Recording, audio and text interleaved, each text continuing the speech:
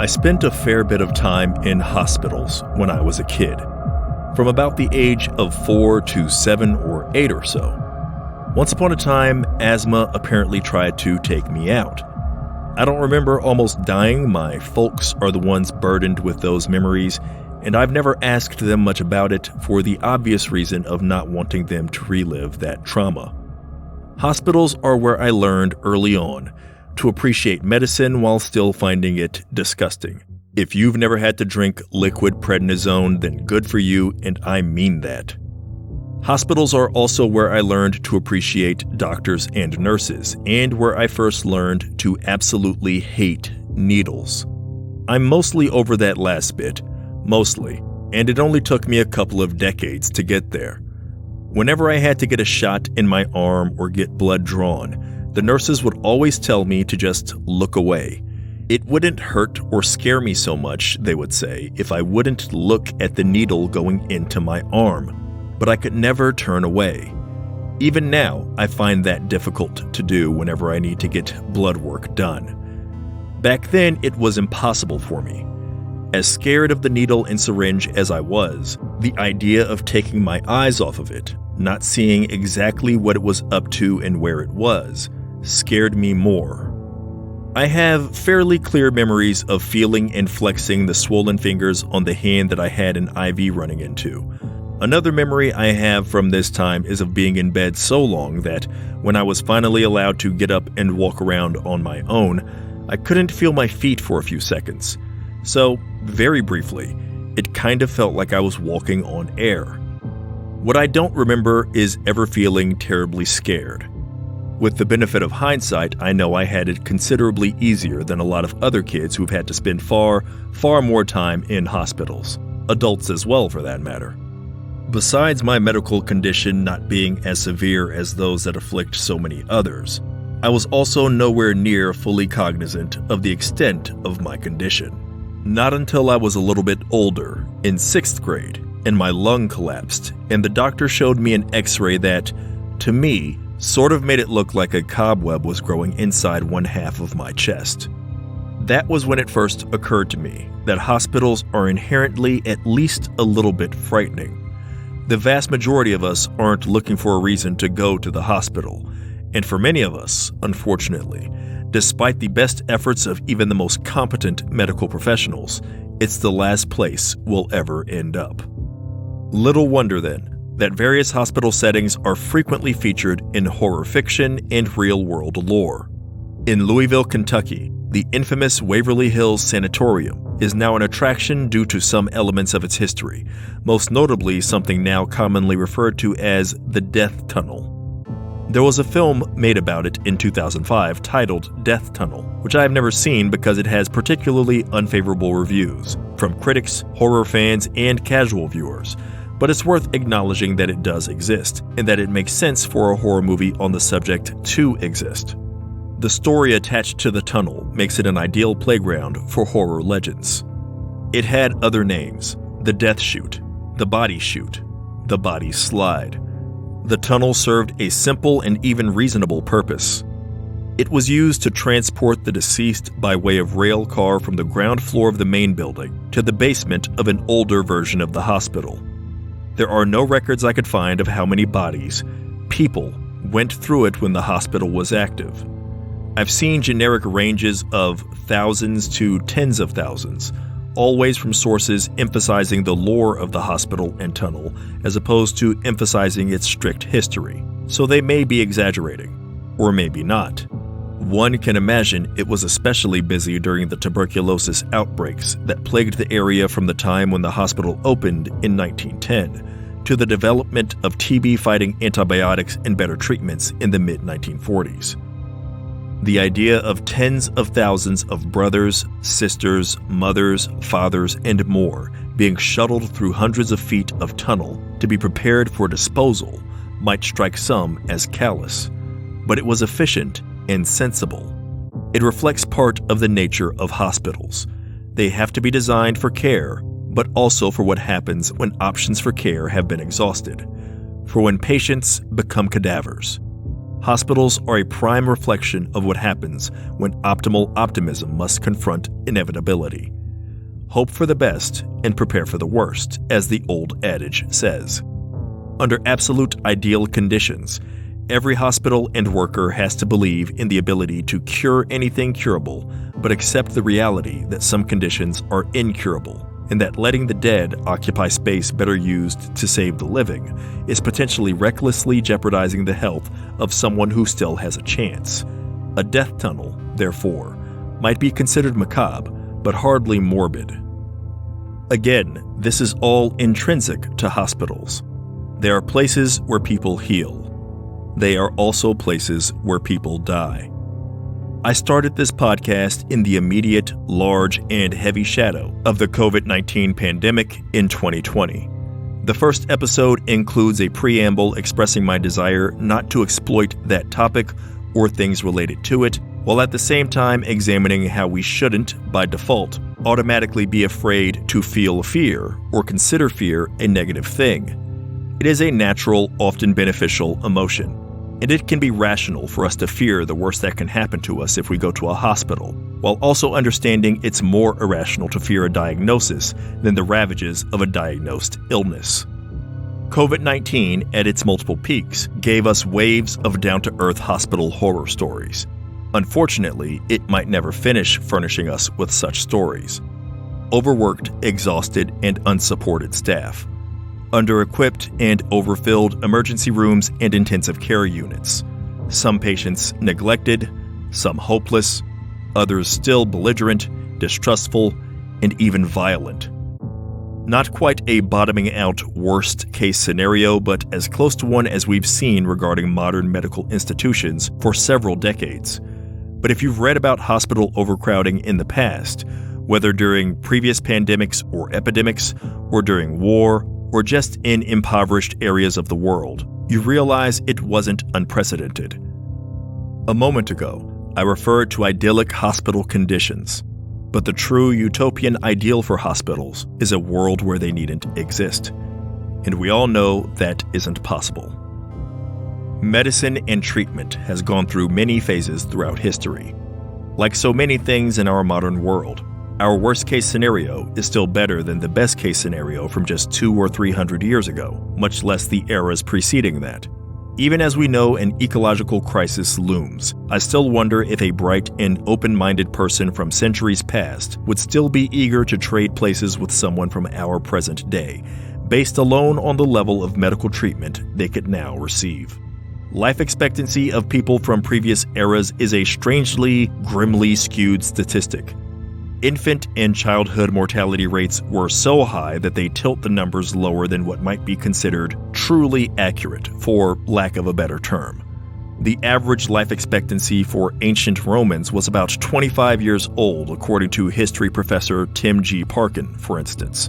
But by his estimation, those who survived past the age of 25 lived on average to be 53 years old. Still not a great number compared to the modern Japanese average from birth to adulthood of 83 years old, but it still reflects that people in bygone eras weren't genuinely living in a world where hardly anyone survived into middle age.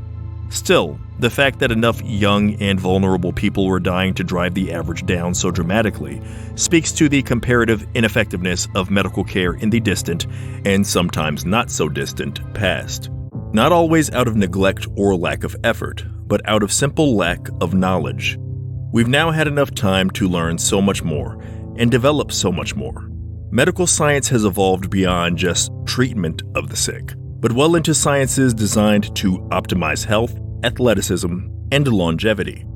Even with that in mind, what might magnify the fear we have of hospitals is the fact that we know all of the advancements we've made can't save us. We're an incalculable distance away from cracking the code to immortality, or even the one to just increase our current best life expectancy average by, say, 20%. To say nothing of addressing illnesses for which the best treatment currently is make death as comfortable and painless as possible. I've had the displeasure of having my heart sink at the phrase hospice care with regard to people I love more than once. and I still might be comparatively fortunate when considering others who've had to hear the term more often or who aren't even given the opportunity to hear that term before a relative or friend passes. We're not just afraid of hospitals because of what going into one might mean for us. Hearing that someone you care about has been taken to a hospital can produce a jolt of terror. Hell, it can even be disquieting to see it happening to a stranger or someone you barely know. Seeing an ambulance on your street, a few houses down, in front of the house of a neighbor whose name you don't know, who you've only waved at on occasion, can still prove disturbing. The best you can hope for in such a situation is that it's a false alarm, and the ambulance will leave without a patient in back. Otherwise, seeing an ambulance in flight to an emergency room, lights flashing, is the potential alert that a hospital is going to receive someone whose life is in danger. Ambulances, relative to actual hospital buildings, have been rarely utilized in horror or lore. Phantom vehicles are a significant presence in ghost lore and urban legends. There have long been ghost trains and phantom carriages, and even just solo ghost riders on horseback. A phantom carriage appears in perhaps the most famous ghost story of all time, Charles Dickens' A Christmas Carol. In modern times, haunted cars have shown up in the work of horror legends ranging from H.R. Wakefield to Stephen King. On the more conspiratorial yet somewhat more grounded side of things, black helicopters are associated with everything from militant New World Order takeovers to UFO cover-ups, and the car known as Black Volga features in dark legends from Greece to Mongolia. It's a car used either by Satanists, secret police, or everything in between to abduct and disappear people caught out at night. No such phantom or black ambulance exists though, which I find a little strange. An impressive work of horror that does feature a ghostly ambulance is the Danish television series known in English as Kingdom. Its Danish name is spelled Riget, and its pronunciation appears to consist of just one syllable, and I'm still not even going to give it a shot. Not on this recording, at least. I pride myself on at least trying to pronounce words outside of my native tongue as correctly as I can, but this one just isn't happening for me. Anyway, the Danish series was remade for American audiences as Kingdom Hospital, a mini-series developed by Stephen King. All respect to the American king of horror, in this case, I prefer the original Danish version. And of the things I remember of it, including the absolutely outrageous climactic cliffhanger of its childbirth scene, what haunts me the most are the relatively brief but important and eerie scenes of a ghostly ambulance driving through the dark and arriving nightly at the hospital with no one alive inside, yet clearly being driven by something and also carrying something. Of all the kinds of automobiles that could haunt the highways and byways, aside from hearses, an ambulance seems the most obvious choice. It should be, by now, more cliché than ghost trains. Yet Kingdom is the only significant work of fiction I've found that features one, and the only legend, urban or older, that I could find about phantom ambulances is a relatively recent one about an invisible ambulance whose siren can be heard at the spot of an accident in the Mexican city of San Nicolas de los Garza. The hospitals themselves, then, remain the primary haunted spaces. Sometimes they're used when a haunting is only suggested, or when the terror is still human, at least relatively. 1981's Halloween 2 places its final girl and its somewhat human spree killer in a hospital. The same goes for an 80s action film with some horror DNA, Sylvester Stallone's Cobra. On the more phantasmagorical side of things, the Korean horror film Infection is confined entirely to an understaffed hospital where a mistake and an attempted cover-up are the catalysts for a supernatural horror.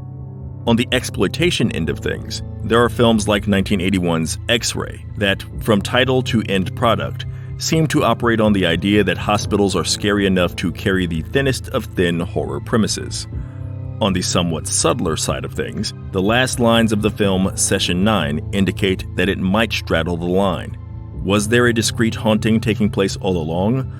Or was the film's vulnerable killer just coincidentally working at a place where a murderer's alter ego once declared that he occupies the minds of, quote, the weak and the wounded, Doc?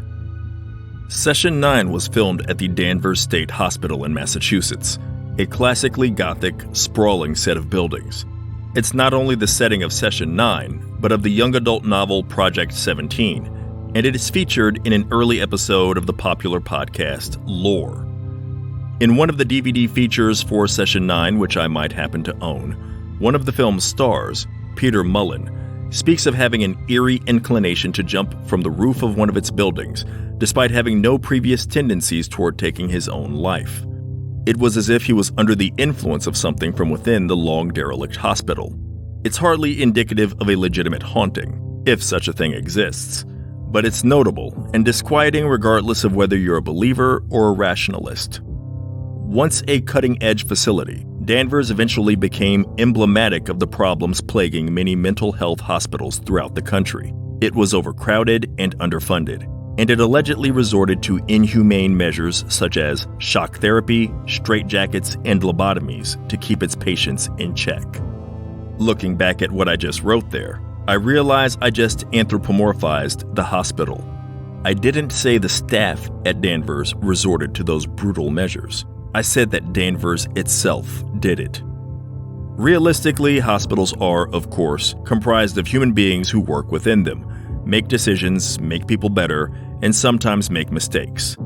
Like any other institution, a hospital is only as good or bad, effective or ineffective, as the people in charge of it, and the people working under those in charge.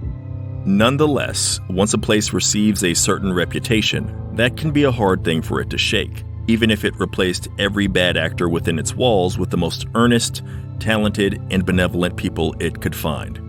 We know that the people are responsible for whatever happens inside a hospital, but we might feel, consciously or not, that the facility and buildings are in some way the cause.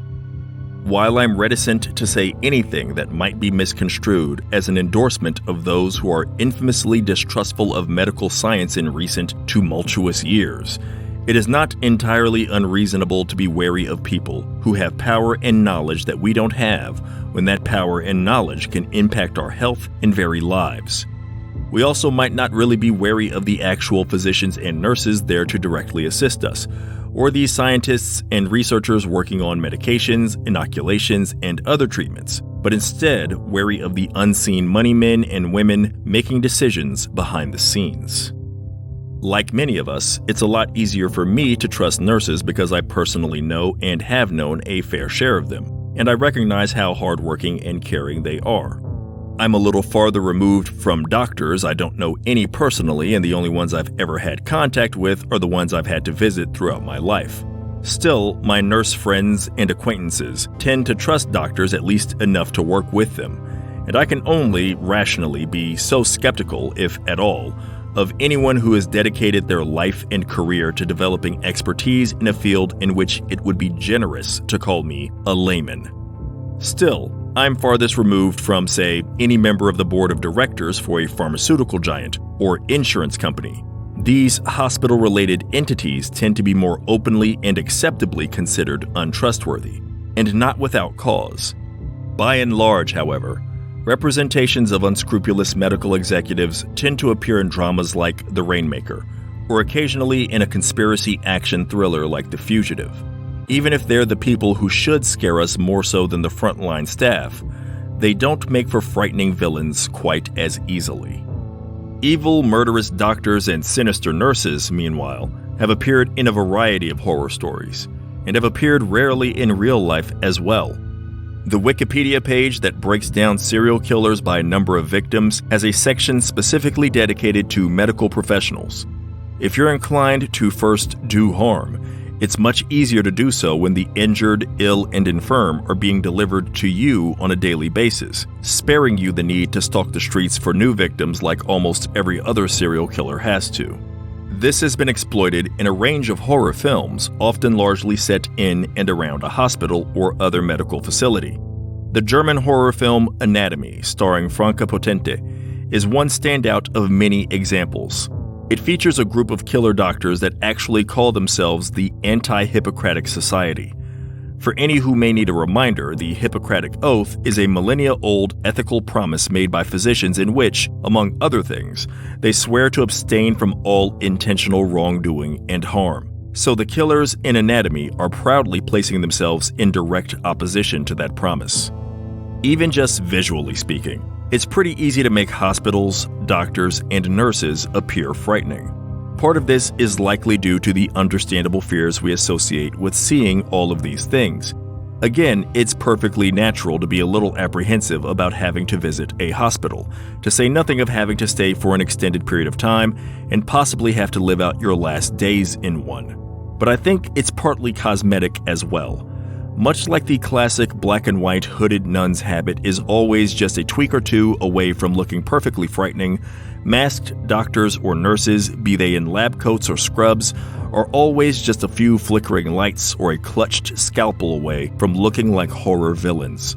Hospital interiors, whether pristine or dingy, are likewise visually as made for horror as a Gothic or Baroque cathedral or, hell, any lighthouse. Don't make that face. Even if ghosts don't exist, I assure you, every lighthouse is haunted. I digress. From the 2021 film The Power, set in a hospital during a period of rolling blackouts, to the creepy demonic nurses in the Silent Hill franchise, to the evil asylum director, Dr. Caligari, who was first introduced to audiences over a century ago. Hospitals and their associated staff have been used to frighten people for years, exploiting the real-world fears we have of them.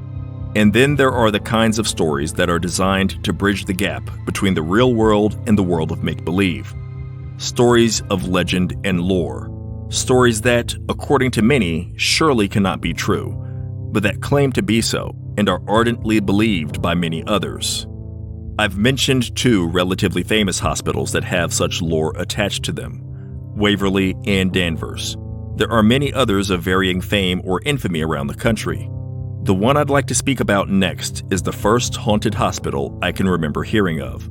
It's not the one I stayed in when I was a kid in Mississippi, but one very near to it. One that, by the time I was leaving Mississippi at the age of 13, was already being spoken of as if it was distant history. Howard Memorial, or, as I knew it as a kid from hearing stories of its ghosts, Old Biloxi Hospital.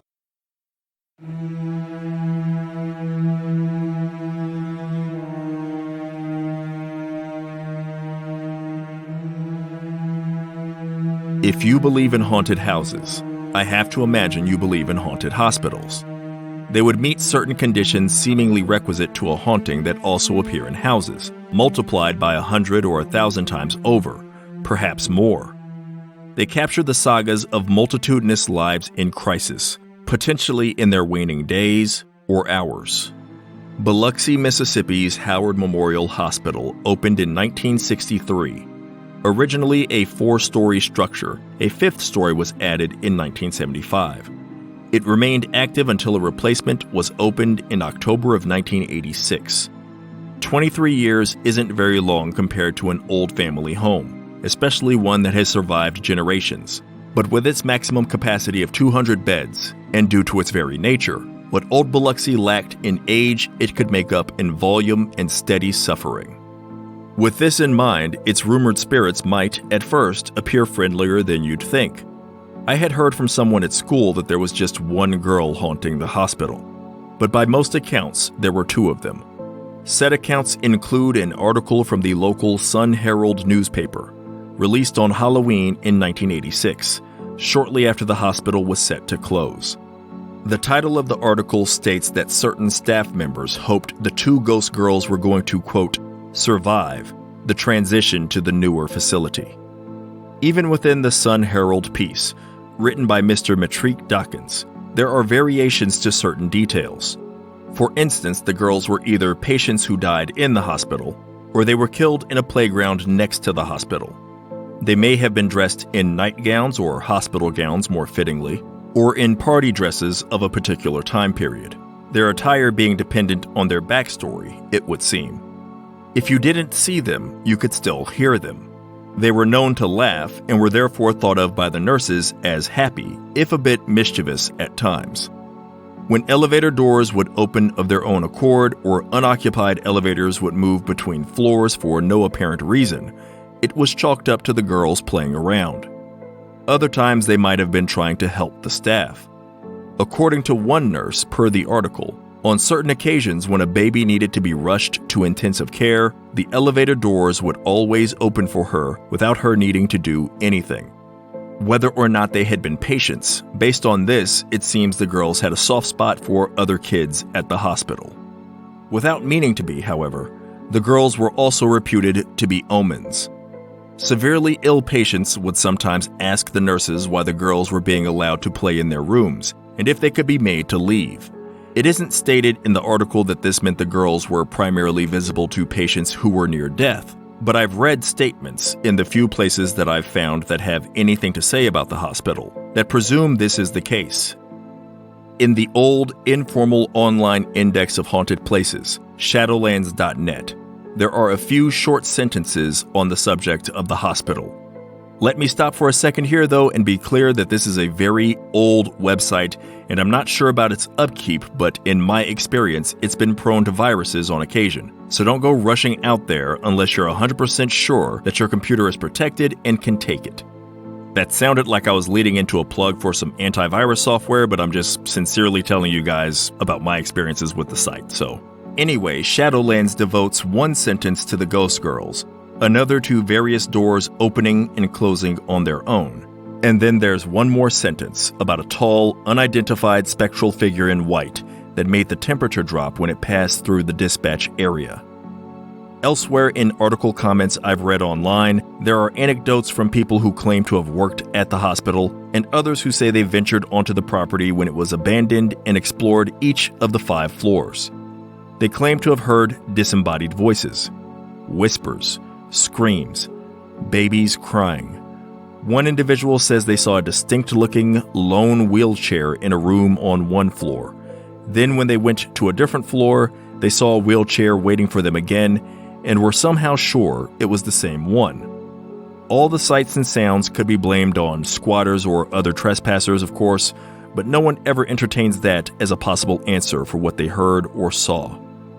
Another commenter and urban explorer says that they once saw a shadowy figure in the stairwell and that the figure was, quote, darker than the dark. They couldn't see the shadow's face, but nonetheless felt as though it watched them as they passed.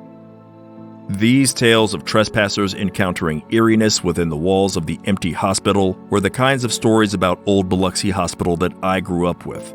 These and darker stories. As I said before, the story I first heard wasn't about the 2 more well-known ghost girls, but about just one. And she was not helpful or playful like the other 2. She was scared. The way I heard it, there was no debate that she had been a patient who never made it out of the hospital alive. The person who said they saw her spirit in the hospital also said she was running from something. Other phantoms.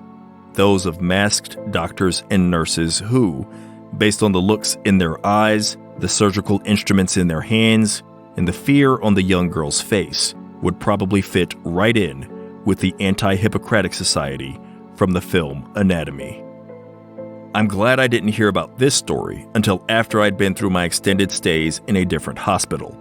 I doubt I would have recovered as well given how very little sleep I would have gotten. I'm actually keeping some details about this story as I heard it to myself right now. I've always wanted to use these details in a story of my own, and I'm convinced someday I will. They fleshed the story out in a way that makes it hard for me to imagine that it didn't originate with someone who was at least a reasonably gifted storyteller. The person who told me this was not that. They were a classmate who was largely disinterested in anything that required using your imagination. Literature, movies, television, even comic books. I always figured they were lying about having ventured into the hospital themselves and were just respinning someone else's yarn. Either way, I didn't mind. Be it believable or, let's say, less so, I've always been a sucker for a good ghost story, even if it'll keep me awake at night. Hell, especially if it'll keep me awake at night. And I remember lying in bed as a kid, eyes wide open, thinking about the ghost girl running from other ghosts in old Biloxi Hospital. I used to wonder if thinking about her and the other ghosts too hard would let them somehow leave the hospital and come to my house. And I'd stare at the door to my bedroom, which was typically ajar, and wonder for the 1,000th time why I couldn't just close it for the night. why the idea of not being able to see what was behind the door was somehow scarier than seeing the darkness looking back at me through that narrow opening. If I closed the door, then at least I wouldn't see the phantom girl and spectral doctors and nurses if they did show up in my house, in my hallway. But it would be worse to not see them if they were there. A lot like those needles whenever I had to get a shot or get my blood drawn during the days and nights I spent at the hospital. I couldn't stand to see it, but I also couldn't stand to look away.